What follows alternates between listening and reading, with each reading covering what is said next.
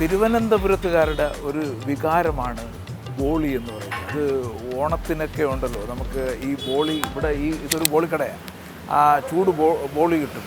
അപ്പോൾ ഈ ബോളിക്കടയിലൊക്കെ എന്ത് തിരക്കാണെന്നറിയാം. ഓണ സമയമൊക്കെ ആകുമ്പോഴത്തേക്ക് നമുക്ക് ഒരു ബോളി ഒഴിച്ച് അതിൻ്റെ മുകളിൽ വെള്ള പായസം ഒഴിച്ച് കഴിക്കുന്ന ഒരു രുചിയുണ്ടല്ലോ. ഇവിടെ നമുക്ക് എല്ലാത്തരം പായസവും കിട്ടും, ബോളി ലൈവായിട്ട് ചൂടോടെ കിട്ടുകയും ചെയ്യും. ഏതായാലും ഒന്ന് മേടിച്ചൊന്ന് കഴിച്ചിട്ട് പോവാം. നല്ല ചൂട് ബോളിയാണ്. നല്ല അതിൻ്റെ പുറത്ത് നെയ്യൊക്കെ ഒഴിച്ചിട്ടേ വെച്ചിരിക്കുക. നമുക്ക് ഇതിപ്പോൾ അത്ര ചൂടാണ്. ഇപ്പോൾ ലൈവായിട്ട് ഉണ്ടാക്കിയാണ് അവർ ഉണ്ടാക്കിയ ബോളി. ചൂടോടെ വന്നു കഴിഞ്ഞാൽ ഇവിടെ നമുക്ക് മേടിച്ച് കഴിക്കാം. 20 രൂപയാണ്. നല്ല ചൂടാണ്, നല്ല ബോളിയാണ്. കാരണം തണുത്ത് പോകുമ്പോഴത്തേക്ക് ഇത്രയും രുചി കിട്ടത്തില്ല.